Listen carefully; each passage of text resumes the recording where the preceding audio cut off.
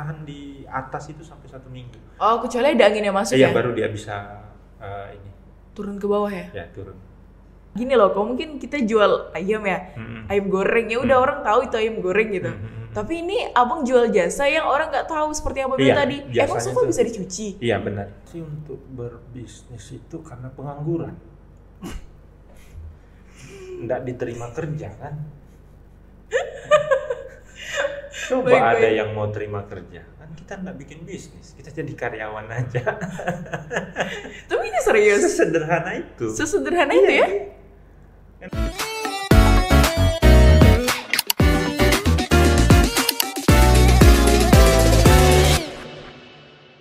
Bismillahirrahmanirrahim. Alhamdulillah kali ini saya ditemani oleh Bang Jufriyadi. Dan beliau adalah merupakan salah satu pengusaha nih teman-teman di bidang laundry. Nah, laundrynya ini lebih berfokus kepada pembersihan sofa ya Bang ya? Ya, lebih ke ini sih ya, home cleaning ya.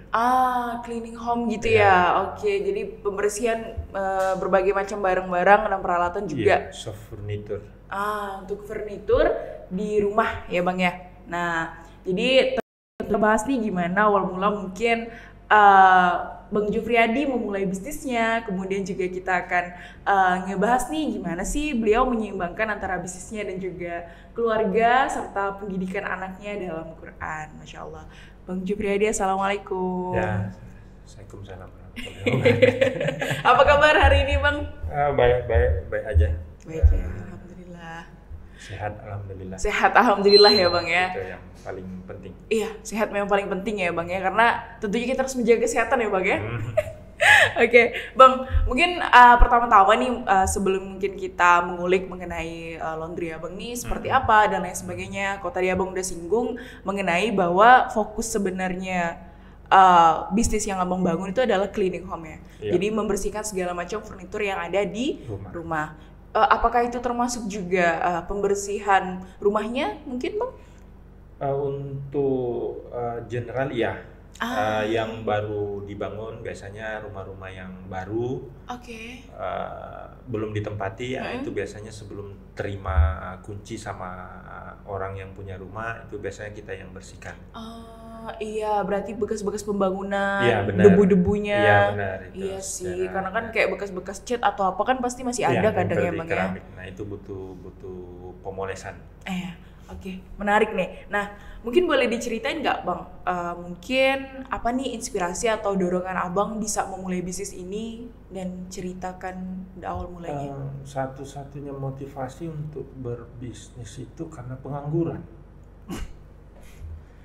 Nggak diterima kerja kan?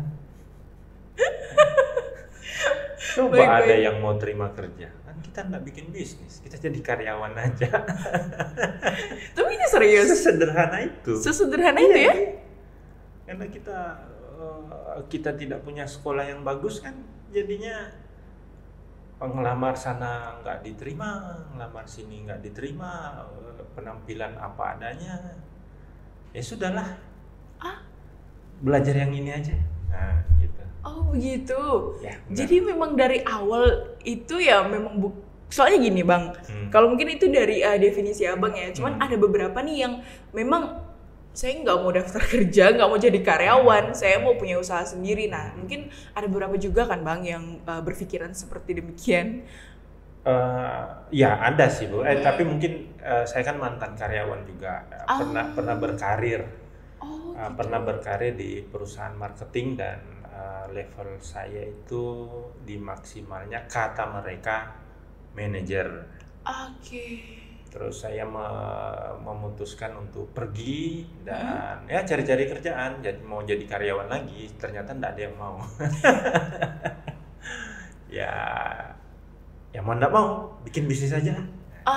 Gitu. Tapi awal mula Abang muncul inspirasi kok ke laundry gitu, kenapa nggak coba bisnis kuliner kah atau apa gitu? Di perusahaan yang awal itu kan memang saya basicnya itu penjual elektronik yang namanya vacuum cleaner. Jadi bisa dibilang saya ahli di bidang itu. Oke. Jadi untuk saya biasa door to door, rumah ke rumah untuk membersihkan rumah orang ya, termasuk sofa spring bed orang itu saya bersihkan pakai vacuum cleaner. Dan tapi di zaman itu tuh kita hanya jualan alat. Oke. Belum Nah, jual jasa ya? belum jual jasa, jualan alat. Nah, untuk ide itu muncul itu tantangannya pada saat pekerjaan itu terjadi, ada sih beberapa konsumen yang sofanya itu kan kotor. Iya. Pada saat kita lakukan penyedotan itu tidak bersih-bersih kan, kita jualan vacuum cleaner Iya. itu yang hanya untuk menghilangkan debu. Oke. Untuk yang ketumpahan minuman, ketumpahan makanan itu kan tidak bisa bersih. Jadi tantangannya konsumen itu bilang, kalau kamu bisa bersihkan ini, alatmu saya beli. Ya tidak bisa. Alat itu belum, untuk teknologi Eropa pada saat itu belum mampu untuk melakukan itu. Oke. Nah, disitulah setelah keluar dari pekerjaan itu coba digali lagi, digali, ternyata ada alat untuk bagaimana sofa itu bisa dibersihkan, tapi itu merek Eropa. Nah, zaman itu untuk memasukkan peralatan Eropa ke sini, Iya. itu sangat sulit sekali. Ada barangnya, ada tidak salah kalau untuk 2000-an, tahun 2000-an itu 2004 ya, 2004 yang lalu itu memang alat itu ada sih, tapi 26 juta. Lumayan ya, untuk hanya alat pembersih doang 26 jutaan ya pada saat itu, tapi Iya, saat itu 2000-an. Nah, sekarang mau berapa? 56 Iya. juta kalau mau dibanding. Nah, iya. makanya orang yang cuci sofa pada saat itu tidak ada. Hampir tidak ada. Ada sih, tapi ya sangat jarang sekali. Iya. Barang harganya 26 juta nyuci kursi 50.000. Nggak sebanding. Iya, betul. Belum lagi sabunnya apa segala macam. Iya. Itu kan. Nah, itu yang membuat zaman itu tidak ada. Nah, akan adanya di Pontianak ini karena itu dari hasil coba-coba bagaimana kalau diganti dengan alat ini. Terjadilah, terkenal lah ya, cuci sofa itu sampai ke seluruh Indonesia dan Papua. Karena Amanah Mas yang memperkenalkan awal mula bagaimana sofa itu bisa dicuci. Bahkan saya pun memperkenalkannya di Pontianak ini sampai door to door, dan orang tidak pernah percaya bahwa sofa itu bisa dicuci. Door to door, saya datangi rumah orang, saya ketuk pintunya, "Pak, mau cuci sofa?" "Ah, memang sofa bisa dicuci, kapan keringnya?" Tantangan itu yang saya lakukan. Kalau sekarang enak, anak-anak sekarang tinggal direkam, tunjukkan videonya, jadi. Kalau dulu kami tidak punya media itu. Itu di tahun berapa Bang kalau boleh tahu? 2013-14 ya. Awal-awal mula Facebook itulah. Itu pun kita masih canggung untuk memakai apa itu Facebook. Iya, masih belum paham ya kita fitur-fiturnya ya. Belum paham. Berarti bisa dibilang juga pelopornya dong. Pelopor Ya, bisa membersihkan sofa, ya, spring bed. Ya, itu banyak cerita sih di perjuangannya untuk bagaimana memperkenalkan itu ke masyarakat Pontianak bahwa barang itu bisa dicuci. Wow. Kalau mau diceritakan panjang sekali. Iya. Hanya saja ini menarik banget sih Bang, karena ya bisa dibilang ini dari awal mula loh. Ya. Dari awal mula kita gini loh, kalau mungkin kita jual ayam ya, ayam goreng ya udah orang tahu itu ayam goreng gitu. Tapi ini abang jual jasa yang orang nggak tahu, seperti apa bilang tadi. Emang sofa bisa dicuci? Iya benar. Dari yang tadinya tidak ada menjadi ada, dan sekarang menjadi kebutuhan. Iya. Wow, Masya Allah. Keren, inspiratif. Berarti tidak menutup kemungkinan kan bahwa bisnis itu tidak perlu istilahnya kita menjiplak suatu bisnis lain. Iya, benar. Bisa aja kita membuat inovasi, entah apa, entah jasa, entah menciptakan kuliner baru misalnya, ya Bang ya? Iya, sebelum itu terjadi, sebelum saya terjun memutuskan, di laundry, itu saya juga udah pernah coba-coba. Saya juga pernah jadi tukang jualan keripik. Ya, saya juga pernah jadi tukang taksi sebelum itu terjadi. Wow. Semua jadi tukang bangunan juga pernah. Berarti hampir semua juga udah dicoba ya Bang ya? sebelum benar-benar fokusnya ke benar. sini ya. Iya benar, hampir semua pernah saya lini pekerjaan yang apapun orang lakukan Coba diikhtiarkan. coba saya lakukan. Wow.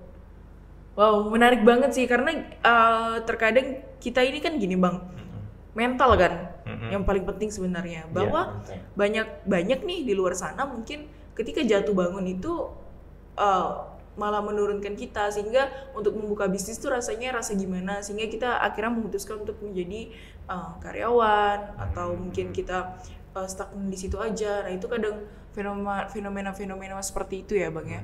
Nah kalau kita balik lagi nih Bang sama apa sih, sama sofa dan lain sebagainya macam, tips merawat sofa supaya mungkin lebih bersih dan lain sebagainya itu seperti apa Bang? Kalau tips itu sih untuk merawat sofa itu kalau untuk konsumen sendiri itu sebenarnya ndak ada sih, karena konsumen itu kalau udah beli barang pasti nggak mau merawatnya. Jadi untuk apa saya kasih tip kok ndak kalian lakukan juga? Ya kan, udah serahkan aja ke kami, cuci aja setahun 2 kali udah beres. Iya. Karena pun sofa nggak terlalu cepat kotor juga ya Bang Ya, sebenarnya. kotor. Nggak kayak baju ya. Iya, nggak kayak baju harus dicuci. Iya. Untuk perawatan apa sih perawatan? Kalau saya bilang perawatan sofa itu memang harus disedot sehari sekali atau seminggu 3 kali seminggu harus disedot. Mau nggak kalian lakukan? Punya vacuum cleaner nggak di rumah? Iya juga sih. Ya itu. Berarti memang apa ya, untuk sejauh ini tetap lebih baik, lebih bagusnya efisien memang menggunakan alat ya Bang ya? Iya, menggunakan alat. Nggak ada yang itu manual nggak mungkin. ada manual. Semuanya menggunakan vacuum cleaner karena apa ya, peralatan vacuum cleaner itu sama pentingnya dengan mesin cuci yang ada di rumah sebenarnya. Karena ya kalau kita ngomongin masalah debu ini panjang lah. Iya, betul. Dan itu satu-satunya alat yang mampu untuk membersihkan debu ya vacuum cleaner, tidak ada yang lain. Oke. Karena kan Tidak dia ada. nyedotnya sampai ke tepi-tepi itu ya Bang ya, Ya, tepi-tepi benar. sofa ya. Debu sampai ke 0,01 mikron itu bisa ditampung sama dia. Berarti memang dalam, kalau kita bilang secara manual mungkin bisa lah kita mungkin cuma Tidak akan mampu. sampai seitunya juga Tidak nggak akan bisa ya. mampu. Kalau disapu palingan ya dimubung-mubung sini-sini aja. Iya, mungkin kita tuh paling cuma bisa sampai disapu doang ya. Tapi kalau secara yang kecil-kecil, Tidak akan yang mampu. melekat-melekat itu sulit ya. Tidak akan mampu. Bisa pakai embun kayak ini kan. AC ya. Palingan dia jatuh aja ke meja-meja apa. Kalau AC ini kan hanya untuk membuat debu. Debu itu kan kalau udah 0,1 mikron ngambang tuh. Iya. Dia bisa bertahan di atas tuh 1 minggu. Masa sih? Iya, mau kedap udara kan? Begitu kedap udara dia bisa bertahan di atas itu sampai 1 minggu. Oh, kecuali ada angin yang masuk Iya, ya? baru dia bisa ini Turun ke bawah ya? ya turun. Makanya kalau misalkan habis nyapu tuh pagi-pagi habis nyapu, siang tuh udah bertaburan di meja.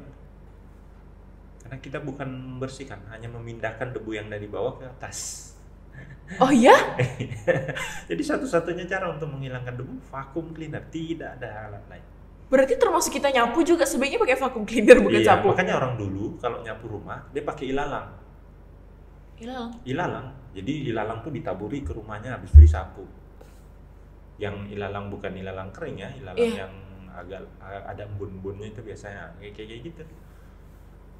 Wow, baru tahu sih saya Bang. Kalau ternyata tuh debu tuh bisa bertahan lama, Bisa ngambang bisa ngambang di juga. ruang kedap udara gitu. Makanya kita butuh exhaust fan, AC lah segala macam itu untuk menyaring AC. Lihat aja dari mana datangnya itu kotoran-kotoran AC. Ya, Iya apa filter AC itu melekat di situ. Iya, Dari maksudnya mana? dari Kamu debu. lihat nggak debunya itu? Iya, Nggak ada, dari kan? debu. Nah, seminggu aja itu kan banyak kan. Padahal kalian nutup ruangan setiap hari. Nggak terbuka juga ruangan. Kan? Kenapa ada debu di situ? Iya, itu sih baru disadari sih kalau ternyata itu tuh barang bisa ngambang dan Disitulah saya menciptakan orang yang tidak butuh vacuum cleaner, butuh vacuum cleaner. Mungkin sebenarnya bukan nggak butuh vacuum cleaner sih bang, lebih ke kayak nggak sadar aja dan betapa pentingnya vacuum cleaner juga ya. Ya, Tapi ya. sepertinya obrolan abang ini juga terkait agak ngaruh-ngaruh ke marketing bekas-bekas ini loh, Ya, bekas-bekas penjualan vacuum cleaner ya. 11 tahun jadi penjual vacuum cleaner kan. Iya. Pasti adalah melekat dan ya sampai sedalam itu kan. Betul. Nah, tapi kalau perkara bisnis abang nih kan untuk laundry, itu tuh berarti memang abang jalaninya dari kecil banget ya, dari door to door itu ya bang ya? Iya, dari door to door, dari door to door semua sampai saat ini kami sudah memproduksi chemicalnya sendiri. Sabunnya, pewanginya itu kami bikin sendiri sudah. Oh, itu Kami sudah udah menemukan formula di mana mencuci furniture. Furnitur itu walaupun cuci hari ini keringnya besok, Iya, itu tidak bau. tidak bau sama sekali. Iya. Padahal kan basah juga bang. Iya. Kami Wow. sudah menemukan itu. Jadi kalau ada pekerjaan aman Mas yang masih ditemukan hal itu murni dari kesalahan SDM, bukan dari kesalahan SOP dari si SDM-nya tidak menjalankan SOP-nya dengan baik. Tapi kalau untuk semua alat pendukungnya itu udah kita udah bisa pastikan kalaupun dicuci hari ini keringnya besok itu tidak akan bau. Tidak akan bau ya. Karena kan kita pasti ada bau lembab tuh kalau kita nyuci Iya. baju aja. Iya. Jangan sofa atau spring bed deh. Iya, baju aja Baju kalau aja. ini bau kan. Iya, betul. Kalau kami tidak akan bau. Karena sudah menemukan formula sabun tadi ya. Iya, sabun dan softener. Oke, Kan pelembut ya. ada pakai dua kan. Iya. Pelembut sama Sabun. sabun. Iya. Wow. Jadi selain daripada jasa juga diusahakan juga untuk berinovasi menciptakan sabun yang bagus nih ya bang ya. Ya khusus untuk kita pakai sendiri ya. Iya, khusus untuk Yang pakai tidak sendiri. tidak dijual. Belum juga mau dijual. Iya, ngomong-ngomong kalau atas perempuan itu abang nggak ada niat mau jual? Mungkin setelah ini jatuh-jatuhnya jadi ke produk misalnya. Enggak juga sih. Belum Belum berpikir kepikiran? ke sana, belum berpikir ke sana. Ya, Wow. kami hanya untuk diri sendiri aja dulu. Wow. Tapi sebenarnya itu juga punya potensi loh bang kalau bisa digali untuk penjualan ke produk kan? Belum dulu, belum kepikiran ke sana. Berarti memang fokus ke ini dulu ya, ke jasa ya? Iya, jasanya dulu. Wow. Biar anak-anak banyak kerjaannya kan. Banyak kerjaannya. Iya. Bagian yang di Pontianak ini masih banyak yang belum kerja kan. Kalau itu kan kita bisa rangkul, bisa kerja sama-sama gitu kan. Iya. Yang tidak punya ide usaha ya udah kesini aja. Tapi kalau mau usaha sendiri ya silakan. Ya tanggung jawab dan risiko masing-masing. Iya. Baik. Nah, kalau tadi kita ngebahas kan soal customer abang juga gitu-gitu kan. Nah, tapi gimana sih cara dari abang sendiri selaku owner untuk mempertahankan atau mungkin punya strategi dalam mempertahankan customer abang nih? Untuk strategi sih kita tidak tidak punya strategi yang macam-macam ya. Oke. Karena kami hanya berusaha, saya pesankan sama anak-anak itu berusaha untuk memberikan yang terbaik aja untuk konsumen.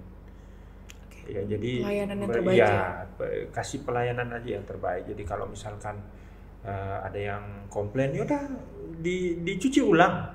Jadi kalau ada yang masalah dan konsumen tidak puas, kita tidak banyak protes. Ya Bu, yang penting konsumennya mau sabar kan. Iya. Ini ada kegagalan dari kami untuk melakukan pekerjaan dan konsumen merasa tidak puas, sudah besok kami akan betulkan. Segitu aja. Jadi konsumen jangan sungkan. Kalau tidak puas ngomong aja. Kita datangi lagi, kita cuci lagi. Udah gitu aja, simple itu aja. karena dia udah bayar kan. Jadi saya juga mikir kebalik ke saya juga kalau misalkan membeli jasa kan saya pengen Yang terbaik ya. yang terbaik kan. Nah, begitu juga konsumen. Mereka kalau udah bayar ya pengen yang terbaik kan. Ya udah kita yang penting karena jadwal kita tuh kan kadang 1 minggu full. Jadi kalau ada yang komplain itu kita harus nyisipkan waktu-waktunya itu. Iya, ada yang betul, komplain betul, nih, betul. gimana nih baginya? Nah, itu yang nggak bisa kita langsung segera. Tapi ya konsumen sabar aja lah, kita pasti Iya, akan, iya. kita pasti ya janji. Jangankan mau cuci ulang, kami pernah ganti kain sofanya orang juga pernah. Bukan harga 100 jutaan kami ganti. Oh Tidak iya? ada kami protes. Kalau kami salah, tidak kami ganti. Udah sesimpel itu aja. Jadi itu tanggung jawab kami memberikan jasa pada saat kita gagal ya kita tanggung jawab. Oh, jadi abang bangun komitmen seperti itu ya, Iya. dalam perusahaan abang ya? Iya benar. Wow. Itu aja ganti, enggak ada ini. Kita tidak bakalan membela diri dan segala macam. Iya. Kita salah ganti. Bahkan ada yang bukan salah kita juga enggak apa-apa kita ganti aja. Tapi kan gini bang, dalam hal itu kan nggak bisa kita prediksi ya bang ya.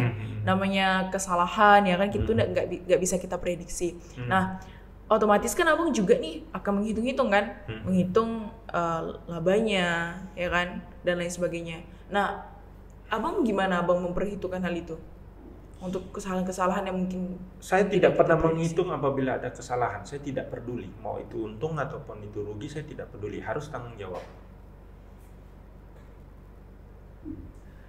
Tanggung jawab. Saya tidak pernah menghitung apabila ada salah, ya sudah. Ganti. Tidak peduli. Saya tidak peduli untung lagi. Udah ganti punya orang. Udah. Saya tidak mikirkan itu lagi. Wow. Karena kan gini bang, ada biaya yang harus kita keluarkan juga kan, Iya, saya seperti tidak peduli, harus tanggung jawab.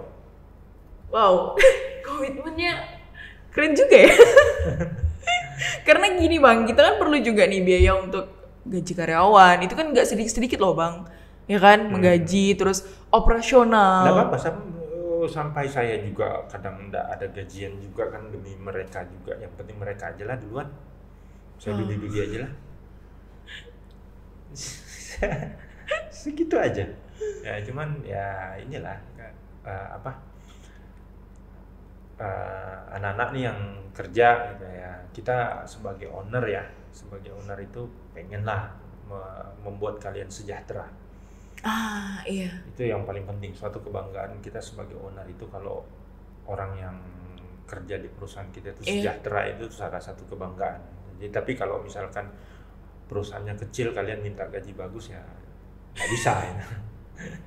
Iya sih, disesuaikan aja ya bang ya. sesuai. Karena kadang tuh bang ada yang kalau menurut saya pribadi ya, ketika kita bekerja di sebuah perusahaan, entah itu startup atau lain sebagainya, kita tuh termasuk bagian besar dari hal itu gitu. Iya. Tapi kalau ketika kita bekerja di perusahaan yang besar, nah kita masuk, ya kita tuh hanya sebagian kecil, sehingga impactnya tuh pasti ya akan berbeda-beda. Iya benar. Nah, pasti kan kita akan lebih berimpact sama yang startup itu tadi, karena kita adalah sebagian besarnya kan bang. Karena baru merintis. Biasanya kalau untuk perusahaan besar itu kalian hanya mendapatkan uang tapi tidak mendapatkan ilmu. Kalau kalian bekerja di perusahaan kecil dan kalian jadikan itu perusahaan itu menjadi besar, ya kalian akan mendapatkan ilmu dan duit juga. Iya sih. Karena para owner pasti akan membayar kalian layak. Iya. Itu Tentunya yang paling seperti dan kalian dapat gimana ya, kalian mendapatkan bukan banyak hal yang kalian dapatkan dari bukan cuma uang tapi suatu kebanggaan mungkin. Iya. Penghargaan dari owner kalian dapatkan. Iya. Ya itu salah satu keuntungan kalau kita membangun dari kecil sampai Dari ke besar. kecil, iya. Karena kan kalau misalnya kita ke startup aja lah misalnya ya bang ya, atau perusahaan kecil, itu kan kita jatuh-jatuhnya kadang ya bang, kebanyakan karyawan jadinya multitasking. Ya. Nah kemudian, namun dari situ experience yang diambil sebenarnya ya bang ya. Ilmunya, pengalaman iya, yang kalian dapat. yang seperti tadi abang bilang, memang mungkin kerjaan kita mungkin multitasking, jadi banyak, terus gajinya mungkin tidak banyak juga. Namun experience-nya itu yang mahal. Ya, benar. Apalagi Ilmu. kalau seperti yang abang bilang, apalagi kalau kita bisa barengan nih sampai perusahaan itu besar. Iya, benar.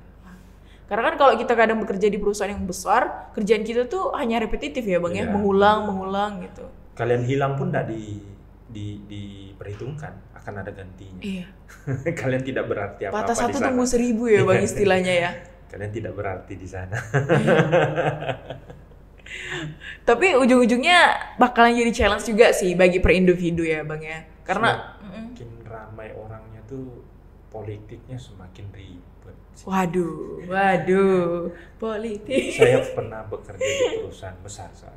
Ah, Perusahaan sales itu kan perusahaan Eropa punya Iya. yang masuk ke Indonesia. Para manajer-manajernya orang bule. Dia kalau orang bule marah itu kan, kalau kita kan maki-maki, kalau dia di muka kita dia marah-marah. Orang bule itu di muka kita dia marah. Kalau kita kan orang kita kan marah di depan, mungkin di podium. iya. Kalau sambil meeting, kalau dia marah kan berhadapan muka kita. Oh iya? Orang bule itu kalau dia marah kan, ada lihat di TV apa orang bule kalau dia marah mukanya itu marah sekali dia itu kalau begitu. Wow. Lebih kena mental ya kita ya karyawannya ya. Dipaksa untuk, ya pada saat itu saya tidak ada gaji. Kalian ini enak punya, saya lihat ada sales-sales sekarang itu, wah harus ada gaji. Kalau kami tidak punya gaji. Iya, sudah ada gaji pokok. Ya kalau kami dulu nyales itu ya tunggu ada jualan baru ada gaji. Kalau enggak bergaji di tahun itu. Iya. Wow. Karena kan sekarang nih Bang, sales-sales tuh sekarang udah ada gaji pokok. Bonus beda lagi. Udah enak. Iya. Itu dia udah nggak mau dia kalau nggak ada gaji. Itulah. Kalau sekarang kan, kalau dulu kan ya kalau kamu nggak nyampe target ya nggak gajian lah kamu. Istilahnya gitu ya Bang ya. Kalau nggak jualan nggak ada Iya. gaji. Nggak Saya jualan lakukan nggak ada. itu belasan tahun. Dan Abang bertahan. Ya bertahan. Pasti ada inilah ya Bang ya, istilahnya ada pasang surutnya ya tentunya. Ya ada, nggak ada pilihan sih. Mungkin pada saat itu nggak ada pilihan kan. Ada pilihan ya. Nggak ada pilihan. Kita sadar diri kan, kita Iya. tidak punya sekolah, kita tidak wajib memilih, ya udah jalani aja yang ada. Iya. Dan ternyata dengan menjalani apa yang ada di depan mata, banyak hal positif yang bisa ini kan, konsisten kan. Iya. Terus jadinya ahli. Begitu udah jadi ahli, bayarannya kan bukan bayaran amatiran lagi, Iya, bayarannya betul. ahli. Iya, betul. Gitu. Iya.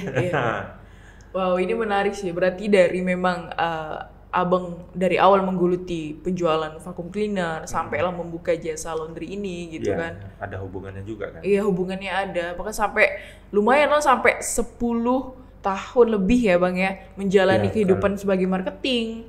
Sampailah sekarang bisa jadi owner pun tetap berurusan dengan marketing juga ya Bang ya. Marketing juga.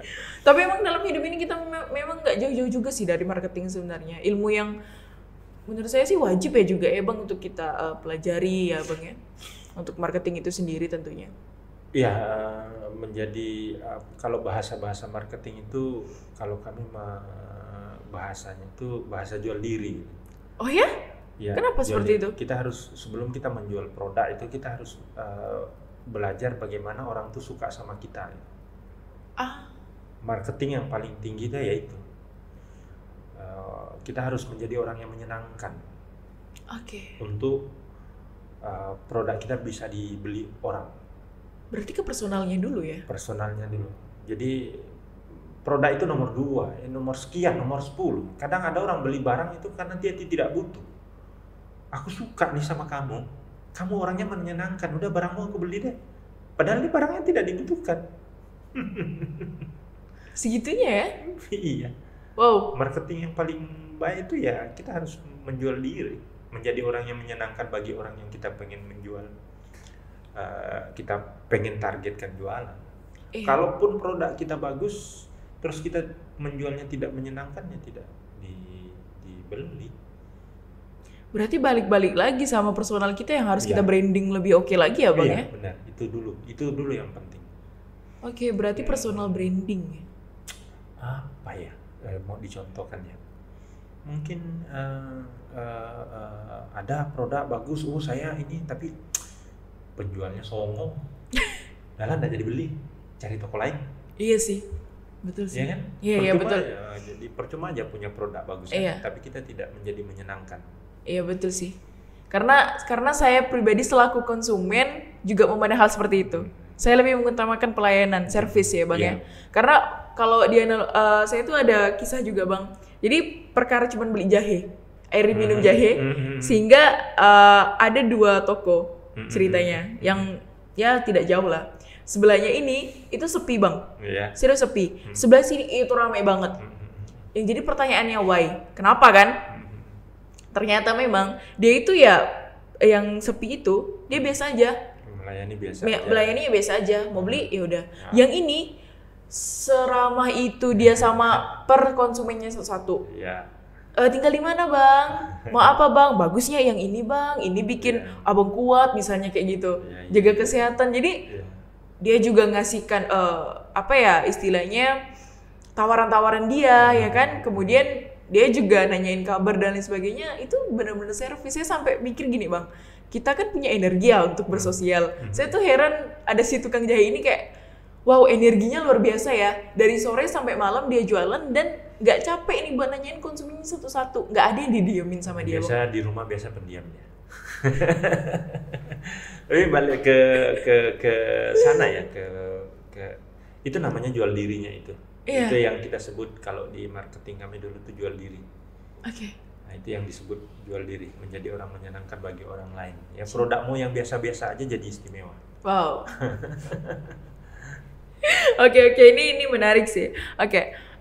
Mungkin Mutia mau nanya nih bang, dalam abang menjalankan bisnis ada nggak sih mungkin prinsip atau nilai Islam yang abang gunakan sebagai pedoman dalam menjalankan bisnis abang ini? Nilai Islam ya. Atau mungkin prinsip apa yang abang gunakan dalam sebagai pedoman abang dalam menjalankan bisnis ini? Mungkin? Ya jujur aja sih ya. Jadi orang jujur aja ya. Sama tanggung jawab tadi. Ya, tanggung jawab sudah abang singgung. Ya, kadang kita kan biasanya anak-anak itu kan masuk ke kamar-kamarnya orang untuk itu apa lihat hartanya orang gitu kan. Hartanya orang. Karena hal-hal kecil itu kan biasa orang kaya itu kan naruh cincin berliannya jadi Sembarangan ya? sembarangan Di meja kan. riasnya Nah, itu doang. kan, kalau kita tergoda itu kan kadang mereka kehilangan satu itu seminggu baru dia tahu.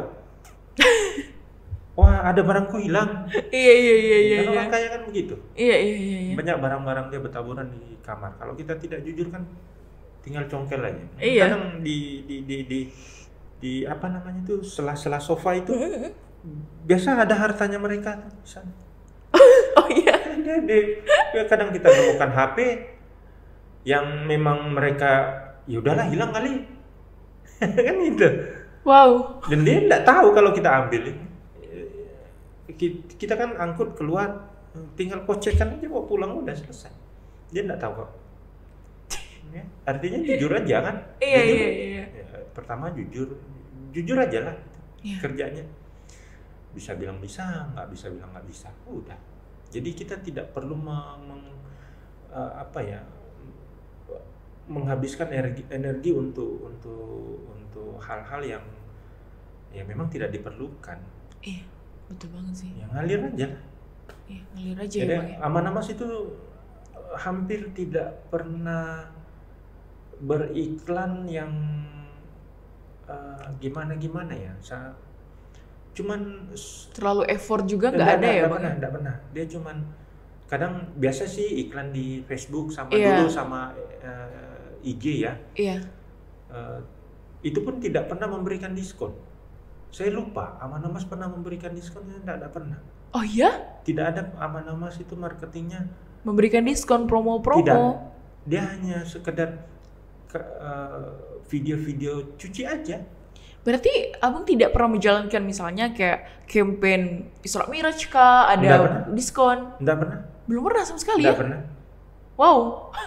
Tidak ada. Hari besar 17 Agustus diskon 17% tidak pernah. Oh iya. Lebaran diskon lebaran tidak pernah. Abang nggak pernah menjalankan campaign Nggak ada. seperti itu ya? Nggak ada. Cuman biasa kita pakai influencer itu. Setiap tahun kita bikin video Ya video sederhana aja, video lucu-lucunya mereka aja. Ya dah, ini bikin video deh kayak gini, nanti kita datang nyuci di rumahmu, udah cuciannya itu gratis, bikin video dia upload ke akun-akunnya dia, udah segitu aja. Berarti nggak ada yang terlalu effort banget ya? Nggak ada, karena saya percaya bahwa itu kan perkenalan awal aja itu ya. Tapi kalau misalkan kok sebanyak apapun kita memperkenalkan produk kita ke konsumen, terus hasil akhir dari kualitas kerja kita yang memang tidak diterima konsumen, ya percuma kan. Ujung-ujung di hasil akhir juga, jasa ini kan di hasil akhir. Tidak peduli dia mahal atau murah, kalau hasilnya bagus, mahal pun dikejar. Percuma juga murah, tapi hasilnya nggak bagus, ya tetap juga nggak bakalan dipakai juga. Jadi kalau usaha jasa terus murah-murahin harga, tapi kualitas capek dapat. Iya. Capeknya yang dapat. Tapi kualitas nggak itu juga sama aja ya Bang? Ya, nggak dipakai, berikutnya nggak dipakai lagi. Orang juga nggak mau ngulang jadinya. Iya, makanya Amanah Mas itu hanya fokus sama hasilnya harus baik, saya tidak mau tahu hasilnya harus bagus. Kalau ada konsumen yang tidak bagus, ya udah silakan lapor ke kita ulang. Ada yang salah ya kita ganti, udah segitu aja. Nggak baca. Menarik ya. Ternyata nggak pernah jalan campaign dan lain sebagainya, itu menarik banget sih. Nggak pernah. Dan itu berjalan udah 10 tahunan. Iya. Wow. Terus abang juga dirikan dari kecil banget ya kan Bang kan? Yang dari kecil banget kan? Ya, dari sendiri. Iya. Oke. Kalau ini Bang, kalau tadi kita udah ngebahas perkara apa ya, laundry dan lain sebagainya macam ya kan. Gimana nih abang mungkin menyeimbangkan antara pekerjaan dan juga kehidupan abang, mungkin secara pola apa sih yang abang bangun dalam hidup abang? Entah mungkin kita bisa bahasnya dari segi kesehatan, kemudian secara mental atau religi lah, lebih seperti itu. Kalau religi sih mungkin saya tidak tahu ya seperti apa, tapi ya lakukan kewajiban yang dilakukan agama, yang diperintahkan agama, menurut saya sudah cukup. Terus ya kalau untuk masalah olahraga ya olahraga. Ya, untuk kesehatan ya Bang ya. Untuk olahraga ya banyak sih olahraga. Kita punya geng atlet. Atlet berbagai macam. Iya, komunitas lah ya. Iya, komunitas olahraga ya itu. Iya. Kadang saya kalau untuk saat ini kadang sore-sore kalau nggak hujan saya sepedaan. Kalau pagi-pagi ada sempat saya pergi nge-gym. Hari Minggu anak-anak tidak sekolah, saya jogging di taman. Udah itu aja. Berarti kita juga harus menyeimbangkan antara olahraga juga untuk menjaga kesehatan ya Bang ya. Apalagi kita berumur ini harus terus bergerak. Oke. Ada nggak hal yang abang hindari? Entah itu makanan atau sesuatu hal atau habit yang dulu pernah abang bangun, kemudian abang hindari karena mungkin abang menilai bahwa ini kurang baik bagi abang. Ada nggak? Banyak berubah ya. Banyak yang dulu segala macam dimakan, sekarang hati-hati mau makan apa. Dulu nggak punya uang untuk beli makan, semuanya mau dimakan. Begitu sudah punya uang untuk dibeli, pilih-pilih juga mau makan apa. Nggak semua harus kita makan. Apalagi kita udah berumur kan, nggak makan tepung-tepungan yang kurangi, minyaknya segala macam itu kan dikurang-kurangi. Apalagi kalau dulu kan perokok, sekarang udah nggak lagi. Ya berhenti merokok. Salah satu hal-hal yang itu. Gimana caranya abang bisa berhenti dari merokok itu tadi? Niat sih palingnya. Niat ya? Niat memang mau berhenti merokok. Tadinya mau berhenti tuh beli sebungkus, nanti bawa 2 batang, muter habis 2 batang. besoknya lagi dikurangi lagi sampai merasa kan sambil olahraga itu ya. Iya. Jadi kalau mau berhenti merokok tuh kan lebih banyak berkeringatnya ya. Kalau bisa sih lebih intens ke dulu saya berhenti merokok itu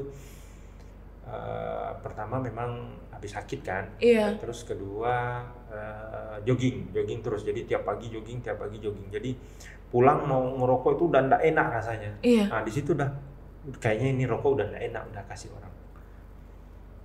Wow. Karena gini Bang, kalau kita bahas soal rokok tadi ya, bahwasanya banyak orang itu beralasan tidak berhenti merokok, ya itu karena tidak ada munculnya ide kalau nggak ngerokok, saya nggak tenang kalau nggak ngerokok, mulut saya asam, itu kan banyak tuh Bang stigma-stigma, dan bukan stigma lagi sih, bahkan sudah disampaikan oleh perokoknya langsung gitu. Nah, kok menurut Abang sendiri gimana? Ya itu mungkin karena kecanduan aja. Jadi untuk melepaskan hal-hal, untuk melepaskan itu kan kebiasaan ya kan. Kalau misalkan untuk pindah ke kebiasaan A dan B itu kan memang berat. Butuh waktu ya 90 hari nggak salah. 90 hari jadi, untuk benar-benar lepas dari itu ya. Jadi kalau misalkan kita benar-benar mau kita berjuang 90 hari inilah. 3 bulan berarti? Iya, 3 berjuang bagaimana menahan semua kebiasaan-kebiasaan yang lalu sampai kita benar-benar pindah ke kebiasaan yang lebih baik. Wow. Tahan-tahan aja. Iya, tapi kalau kita dengar tadi dari cerita Abang pun ya nggak mudah juga kan, istilahnya 3 bulan dibutuhkan. Kemudian juga pelan-pelan ya Bang ya, nggak langsung kita dari yang mungkin sehari sebungkus ya. Kita benar-benar enggak sama sekali kan enggak juga ya Bang ya. Pelan-pelan ya, sedikit-sedikit. Karena kalau langsung itu stresnya tinggi. Tingkat risikonya lebih tinggi ya Bang ya. Tingkat stresnya tinggi. Orang jangankan ini mau berhenti sehari aja, ada orang-orang yang kecanduan merokok itu kan kalau misalkan sehari aja enggak merokok itu dia akan emosian. Bisa aja dia marah-marah atau apa segala macam. Itu banyak efeknya sampai ke sana ya. Kalau dia tidak merokok. Iya. Pusing.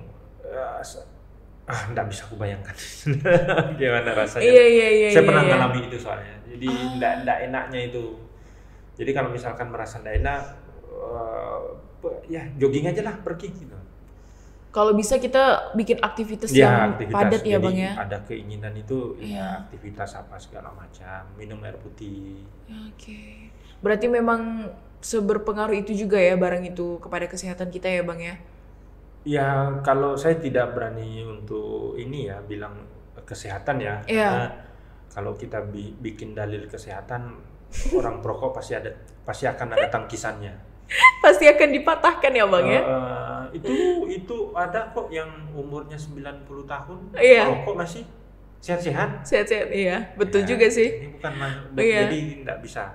Enggak bisa ya kita merokok itu merusak kesehatan. Enggak bisa bagi perokok. Jadi yang enggak cuman hanya yang tidak perokok lah yang merasakan enaknya tidak merokok. Iya, betul banget. Hanya yang tidak merokok yang bisa merasakan nikmatnya tidak merokok. Iya, ini menarik sih karena kita ya nggak tahu kan juga rasanya rokok seperti apa ya Bang ya. Rasa candunya juga kita sebagai bukan merokok ya nggak tahu juga rasanya kan. Menarik. Oke.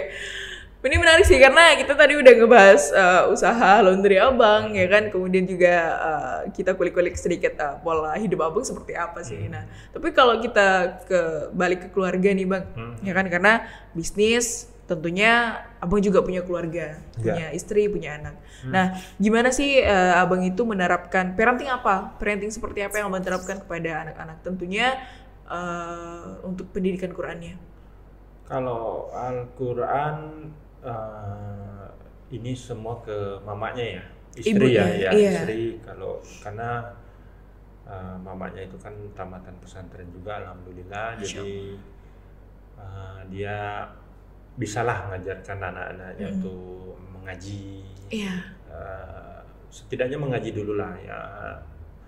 Anak yang tua itu tidak punya guru ngaji, mamanya aja yang ngajarkan ngaji. Udah lancar sekarang, udah lancar mengaji.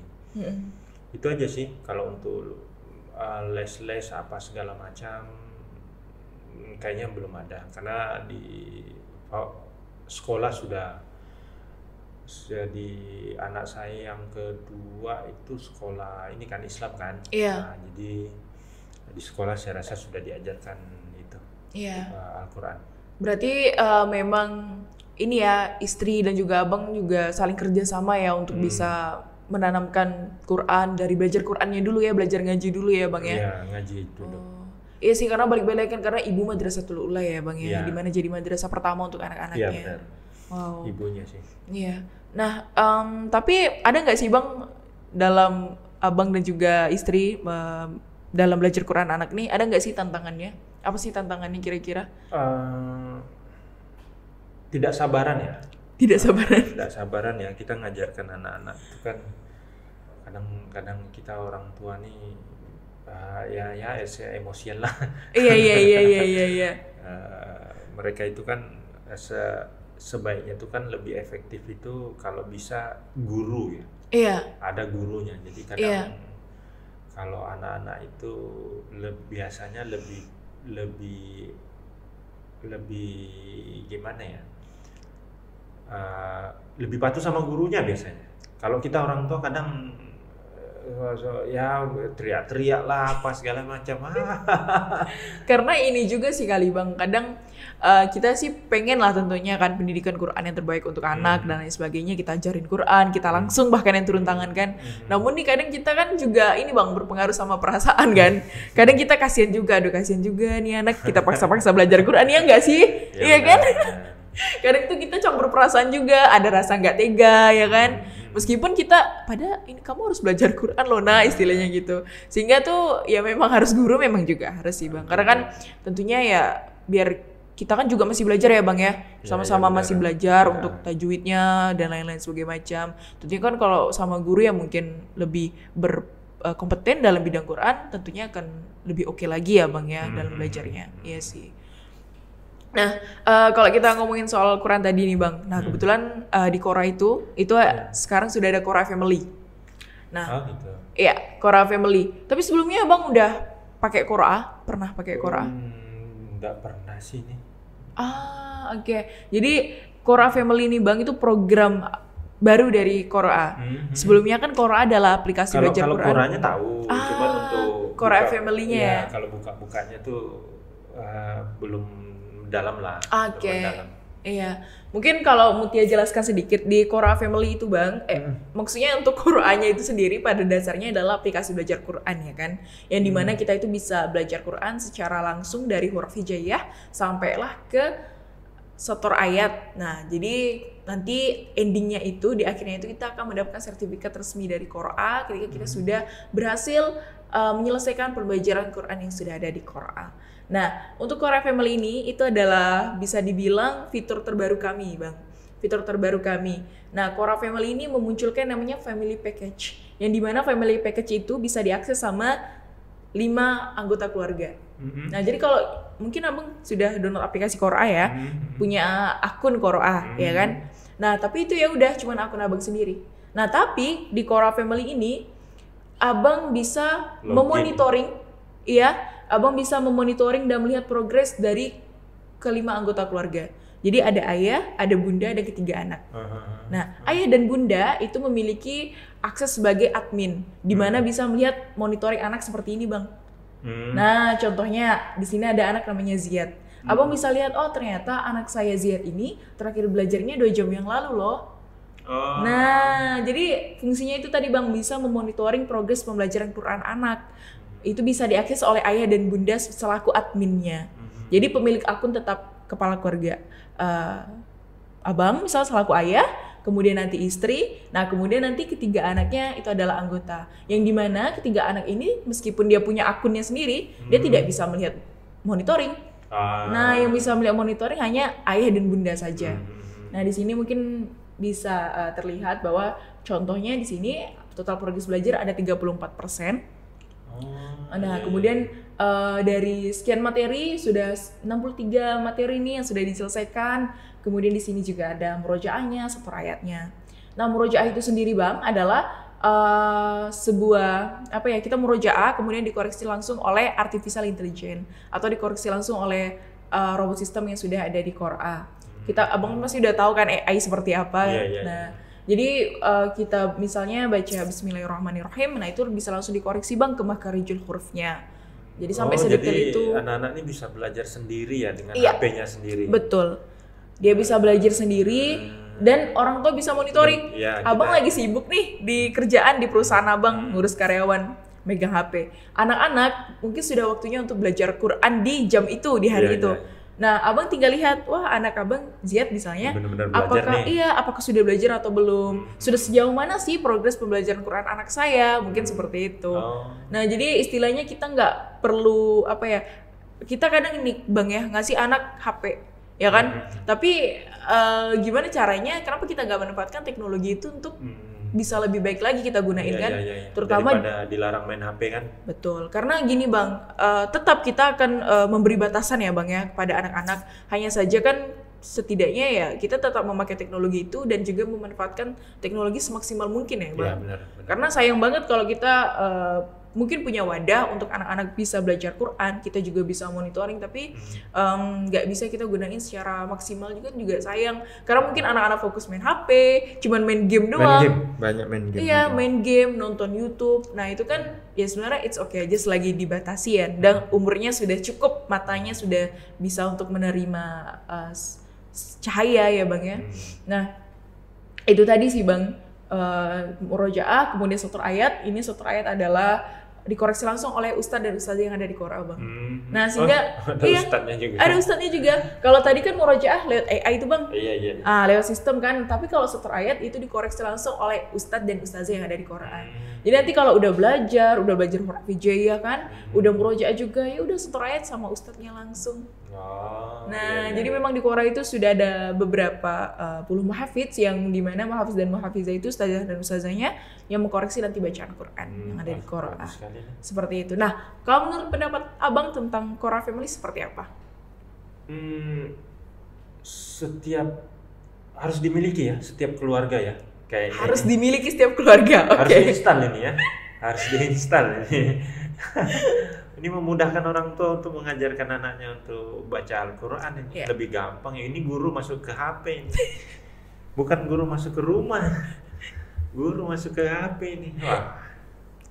Iya, dan untuk family package yang mungkin tadi sudah Mutia singgung, itu cukup istilahnya kita beli satu paket itu aja bang, kemudian bisa diakses ke 5 keluarga. Kalau di Qora sebelumnya, itu kan kita beli satu akun satu paket, ya kan, satu paket langganan. Nah, tapi kalau ini, beli satu paket, diakses 5 keluarga, dan dapat value monitoring. Dan lebih murah bang, jauh lebih murah. Satu bulannya itu hanya 159.000 aja. Dan bisa diakses ke 5 anggota keluarga. Bayangin loh bang, satu bulan cuma 159.000 aja. Iya, cepat anak-anak ini bisa belajar ngaji begini. Harapan kami seperti itu dan bisa memudahkan orang tua. Karena gini bang, mungkin ibu rumah tangga aja udah sibuk banget. Apalagi ayah kan. Apalagi ayah yang benar-benar ya dunianya memang di luar seperti itu. Di luar tapi bisa memonitoring anak. Ayah lagi sibuk kerja tapi tetap bisa monitoring anak. Ya kan, sehingga ya tentunya kita semakin lebih lah effort ya bang ya, tidak terlalu banyak mengeluarkan effort juga kepada anak karena sudah ada ini jadi lebih memudahkan tentunya. Oh iya, siap. Balik langsung nih. Itu sih bang kalau Qora Family ya. Berarti tanggapan abang tadi ya harus dimiliki ya bang ya? Iya, harus punya ini. Iya. Mudah sekali nih anak-anak belajar. Karena sebenarnya bukan cuma anak-anak doang bang, tapi kita juga orang tua bisa. Karena bahkan sampai kami untuk tim-tim Qoranya aja belajarnya di Qora. Belajarnya di situ meskipun sebenarnya kita tiap hari ketemu sama ustadznya juga kan. Nah cuman kan ya ustadz dan ustazah tetap sibuk koreksi meskipun kami mungkin ada juga berkumpul di setiap minggunya untuk terus belajar secara langsung. Nah namun tentunya kita juga belajarnya di Qora. Karena memang kalau untuk kaum milenial Gen Z aja tuh memang juga cukup dibutuhkan juga sih bang. Iya. Oke, mungkin ini last question atau closing statement lah. Mungkin ada nggak sih pesan dari Bang Jufri mungkin mengenai dunia bisnis, kemudian apa sih yang paling penting sebenarnya yang kita yang paling penting itu dalam hidup ini, seperti itu dalam bisnis, kemudian korelasinya dengan penghidupan kita secara general, seperti itu. Wah, itu berat ya. Karena saya tidak punya apa ya, palingan untuk diri saya sendiri. Iya, mungkin kan kita pasti ada tuh Bang, strong why kita. Saya tidak bisa menyarankan orang lain kan, karena situasi, setiap orang itu punya situasi Dan kondisi yang berbeda. Ya, kondisinya berbeda, lingkungan yang berbeda, pendidikan yang berbeda. Kita tidak bisa mereka, karena gimana ya satu-satunya yang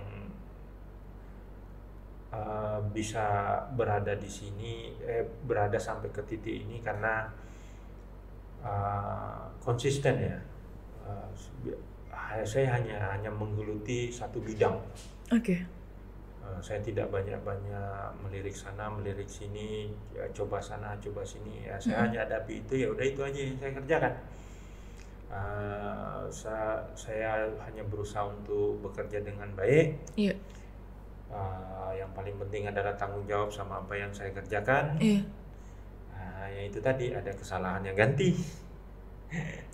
Ya ini makanya itu kesalahan ganti, karena ini sering kali terjadi, ini kayak membekas sekali.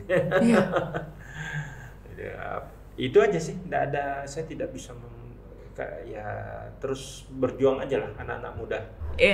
Saat ini jalani apa yang ada di depan, karena tantangan kalian pasti akan lebih berat daripada kami.